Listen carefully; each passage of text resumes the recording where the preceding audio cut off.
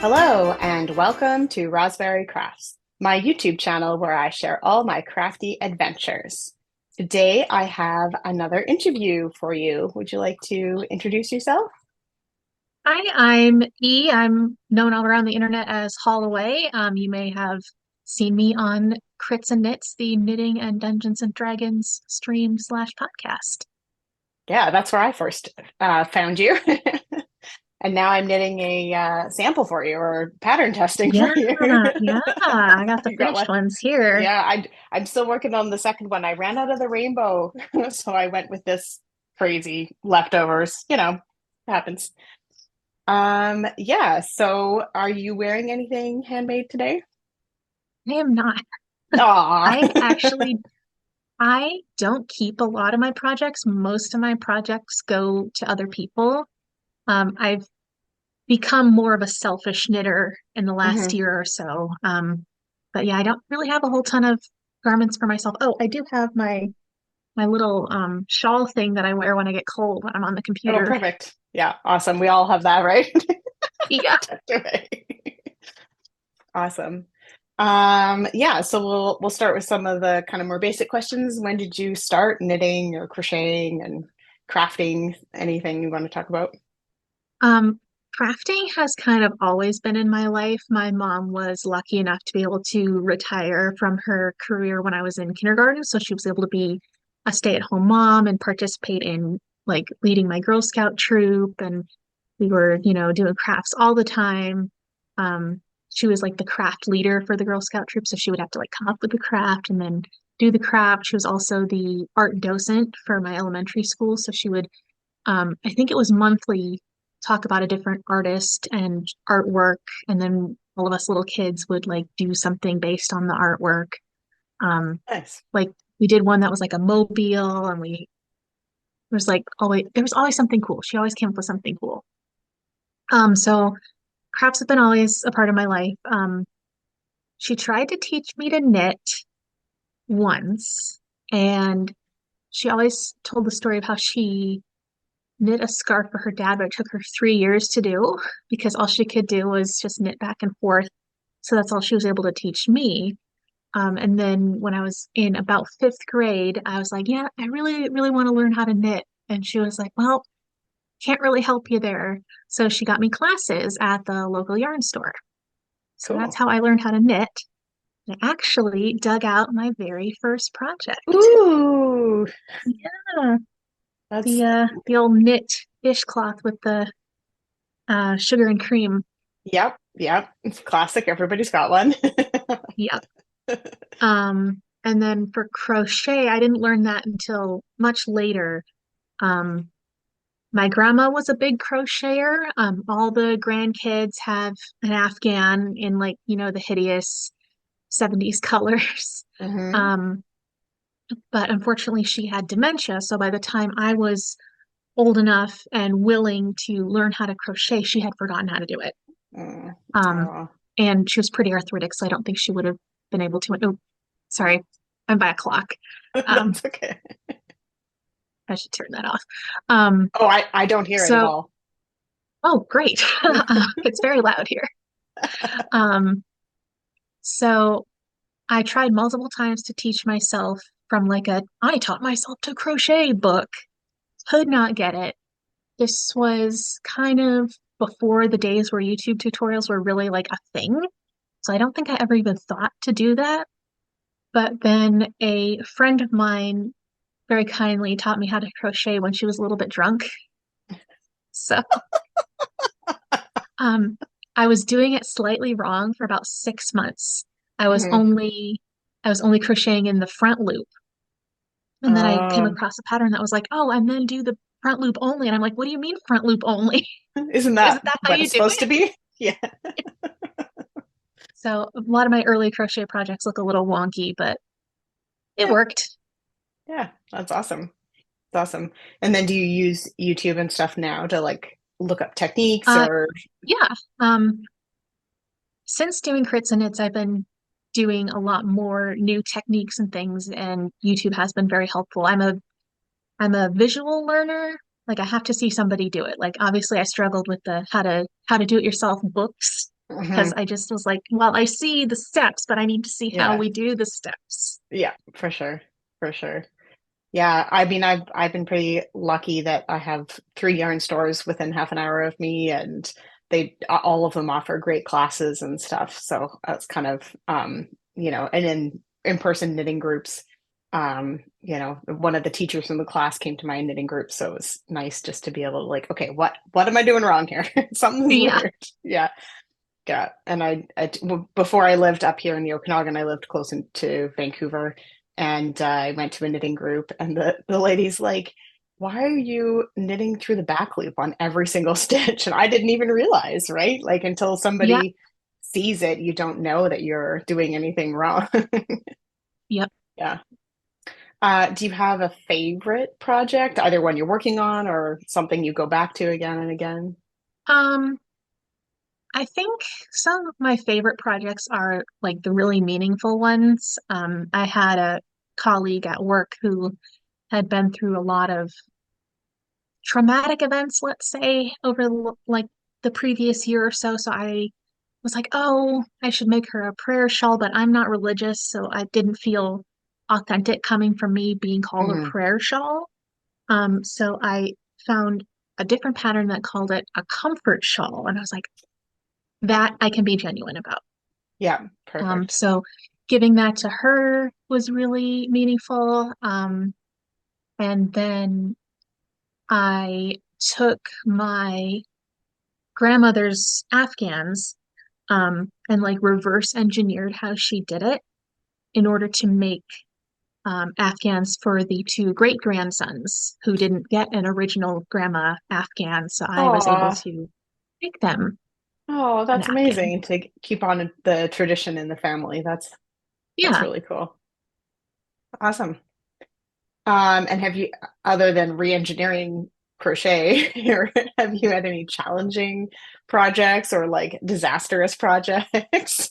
I mean, I'm always ripping back, because I'm a perfectionist. Like most of the time I'm making gifts for other people, and I'm like, I know they won't notice this boo-boo, but I will know it's there. Hmm. Um, I think one of the things I struggled with the most was I did a Tunisian crochet scarf for a friend, and I hated every stitch. I was like, I do not like Tunisian crochet. I will never do it again. I hate this. And Yeah. then the pandemic came around, and a colleague wanted like an ear saver thing to hook her mask onto. And the pattern I found, oh, she wanted it to be able to go over her ponytail. So I found a Mhm. pattern that like had a split in it, so you could put it over a ponytail. It was Tunisian crochet, and I was like, oh, I'm probably just overblowing it. It couldn't have been that bad. Nope, never again. I hate it. Yeah, I made a ton of those. I just crocheted them, just like little ovals, put a couple buttons on the end for Hmm. masks and stuff.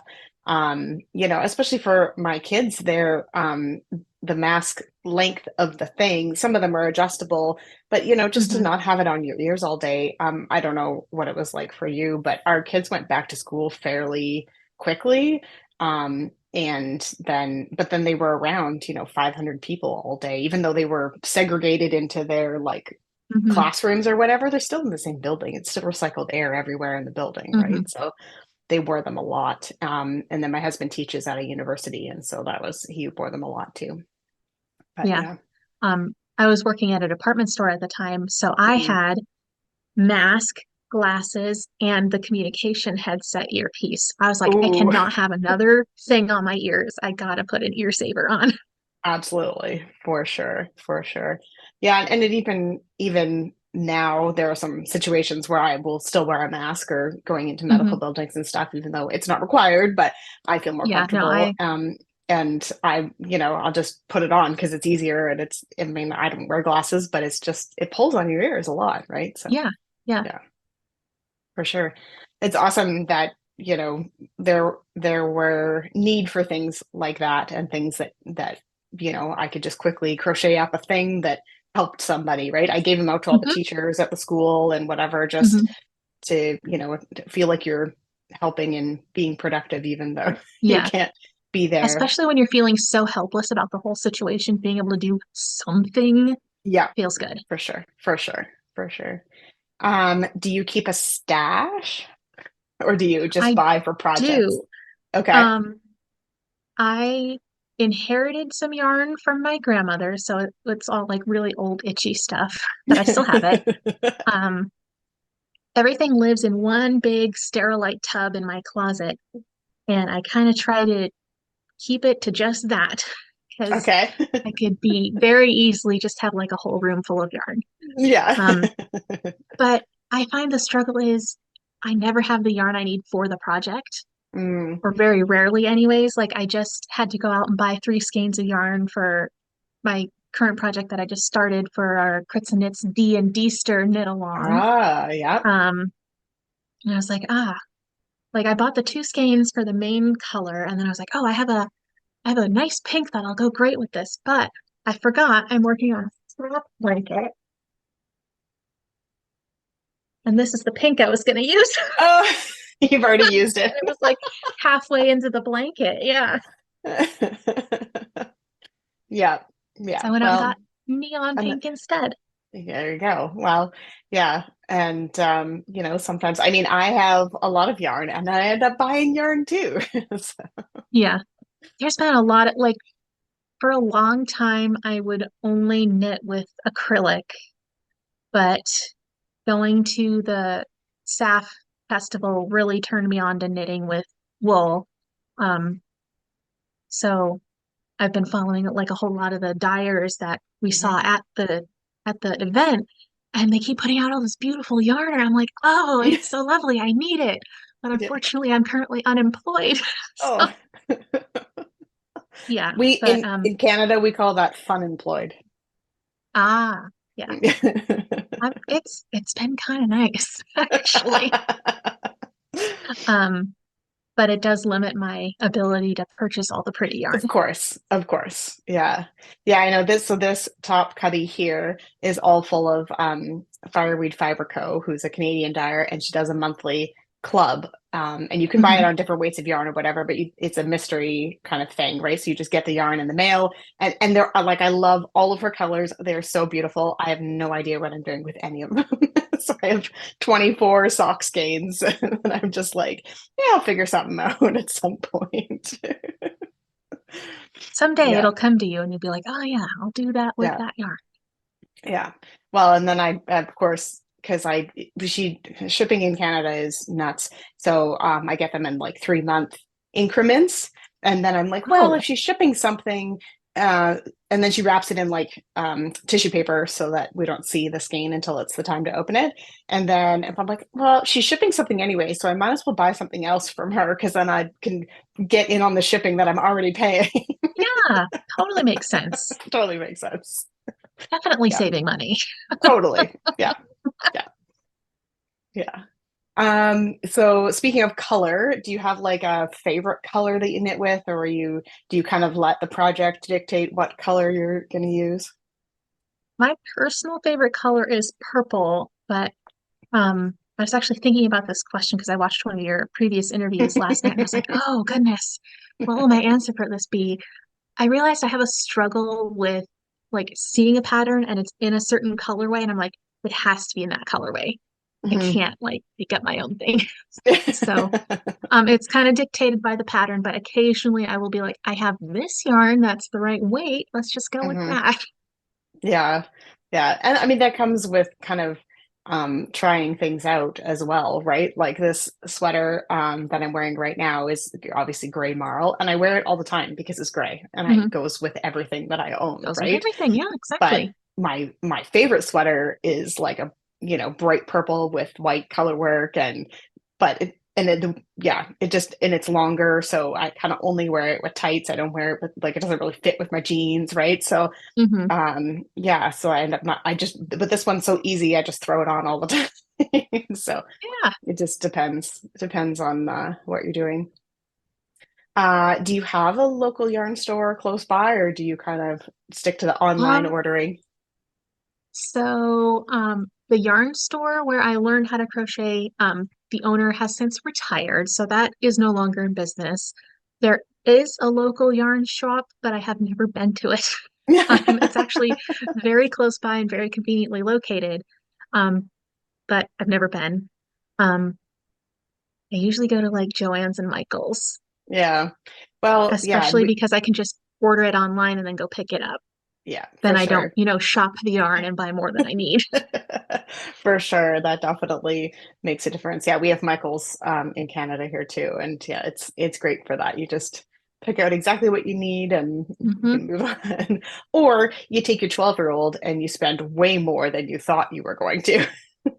Hmm. She has her own yarn stash as well. It's not included in Hey, mine. start them young. And then my next question is, do you knit in public or do you need to focus more when you're doing Um, it? Not as much as I did when I was in college. I would take stuff to class and work on it in class, or on the little shuttle bus that we had around campus. For a while there, I was bringing a project to work on, but I would eat lunch in my office, and so nobody would see me working on it. So I don't know if that Right. counts as public, but sometimes people would pop in to grab a piece of equipment or whatever, and they'd be like, "Oh, what are you doing?" And I'm like, "Oh, I'm making a hat." Yeah. Awesome. And what does your family think of your knitting? Obviously, your mom is very crafty. She's probably pretty supportive, but the Um, rest of your family is like, oh yeah, this is just normal. I I guess so. I've been doing it for so long, and I think it's ceased to be a novelty. Um, Right. my mom's best friend is like a wicked good knitter. She works at a yarn store. She like does all this fiber art stuff, and I'm nowhere near her skill level. So it's just like, oh well, Leslie did this, and I'm like, okay. I mean, I could if I Totally. wanted to, but I don't Yeah. want to. That's not where my heart's taking me. Yeah. Cool. And do you want to share some of the projects you're currently working on? Well, I've got that big blanket. Hmm. I'm actually Is working on that that just for the Linus garter project. stitch? Yeah, it's just garter back and forth, and it's kind of it's On the corner to bias. corner ish. Okay. Um, Yep. and I've just turned the last corner or the third corner so I can decrease back down to the finish Perfect. line. But I'm working on that to stash bust, and there's a charity called the Linus Project. I don't know if you have that up there, but it's a program where you just knit and or craft blankets and donate them, and they're given to children who are in need of them. Yeah. So that'll get rid of some excess scrappiness and do a nice thing. Yeah. Um, and then I just cast on last night a sweater for my dog. Ooh. This is the like the back end of like where her tail will be. She's not this tiny. It'll be bigger, I Okay. promise. This is not like Chihuahua size, but I just started. It's called Podraco, and it's by Ursa Major Knits, and it's constructed for a certain type of hunting dog that is from Spain, and they are very deep chested. And my dog is a Doberman mix, and she's very chesty, so it's hard to find patterns that fit her. Hmm.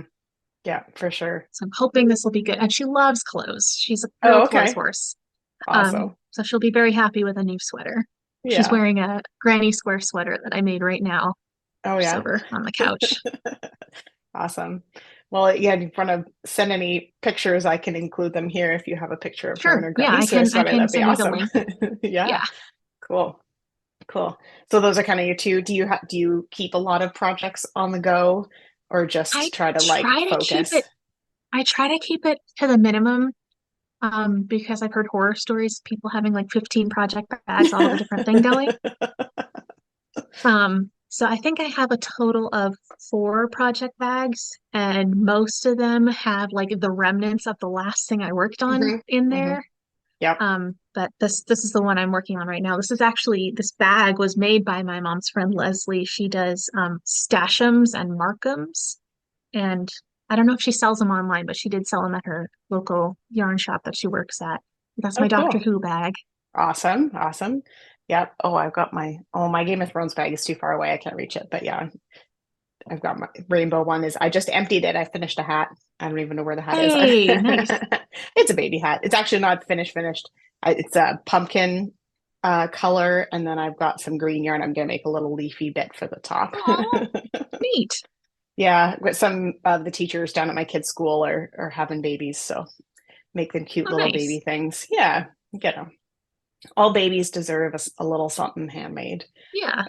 Yeah. So, but yeah, actually I've got my other one here. This is a project I'm working on about a Christmas Ooh, vacation. nice. It's a huge bag. It had six skeins in it. And it's got like Oh, I a wire was gonna thing say it at the looks like top. it's like structured. Yeah, it is structured, so it's more like I use it like a basket. And Neat. then I'm, of course, in the middle of a row again, but I'm working on a mystery knit along, which the mystery part is over now.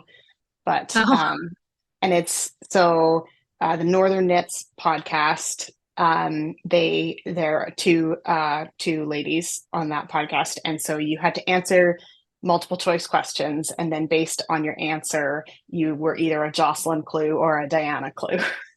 oh, So everyone's shawl is a little bit different. that's So I don't know cool. if you can see that stitch pattern. It's kind of a slip stitch thing Oh on yeah, there. yeah. Yeah. That's And cute. then there's like a mesh lace Uh-huh. and then just some texture on that one. And you can see they're getting darker. Hmm. So it's a six skein fade from Bowery Fabrico, my favorite dye. And this one, you see they're kind of yarn overs kind of Yeah, that's stacked cute. there. And then I just finished Clue 5, and it's another slip stitch pattern. So Love kind it. of like it's Love kind all of the texture. like almost looks like mail armor, like the ringed Mm-hmm. armor. Hmm. Yeah, it's hard to tell in on the camera because it's so dark, but yeah, and I just added the last color, which is like Hey, yeah. nice. So yeah. So yeah, that's a really fun project. Um, but it's huge. Six games is a lot. Yeah. But yeah, I think that's it. And well, and then the gloves that I'm working on for you. So I Yeah. know yeah, they've been claimed already. My 12-year-old said they're Oh, mine. yay. She in the picture Great. that I sent you a picture earlier of Yeah. her holding the video game controller, and she's like she didn't want to take it off, and I'm like, well, I gotta finish the other one. Well, I'm glad they So, fit someone else's hands, even if they are just 12. yeah, well, and they're definitely a little big on her for sure.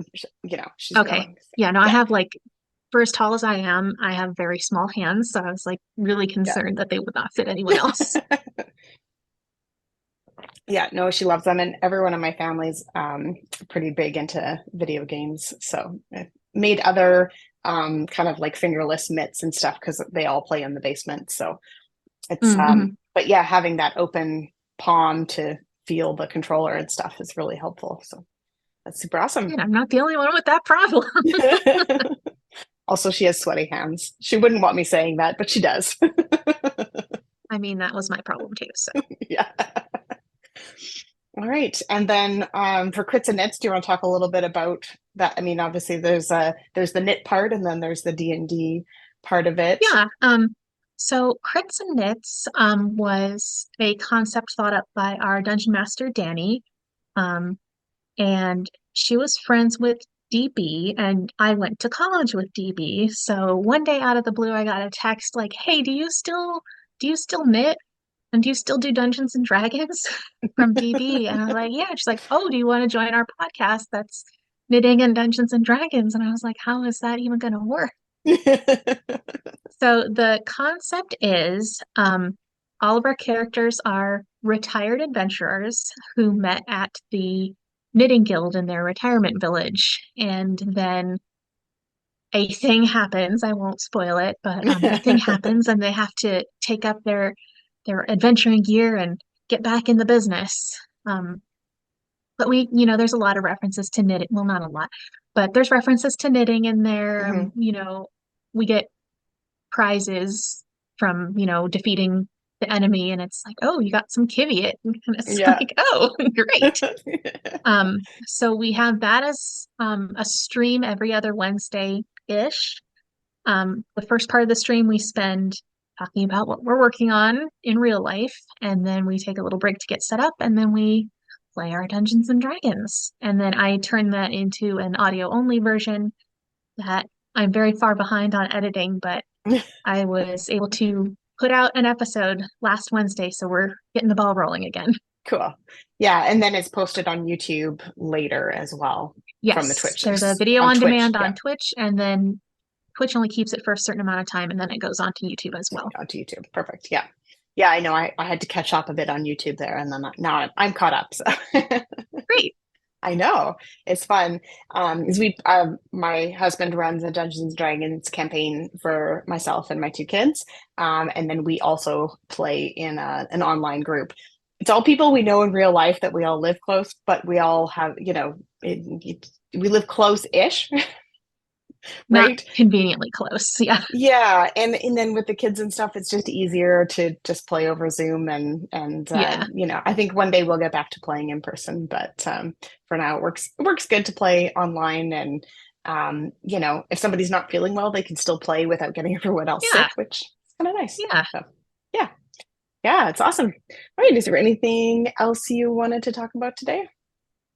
Um, I have I have a Ravelry page. I have like 3 or 4 designs on there. Nothing spectacular, but if folks want to take a look, they're more than welcome to. And then Mhm. someday I'll get the palmless glove pattern up on there. Yeah, it's awesome. Yeah, great. Yeah, and I'll link to all of that down below in the description bar. And yeah, it's been great having you on today, and thanks for joining me. Thanks for inviting me. Yeah, you're welcome.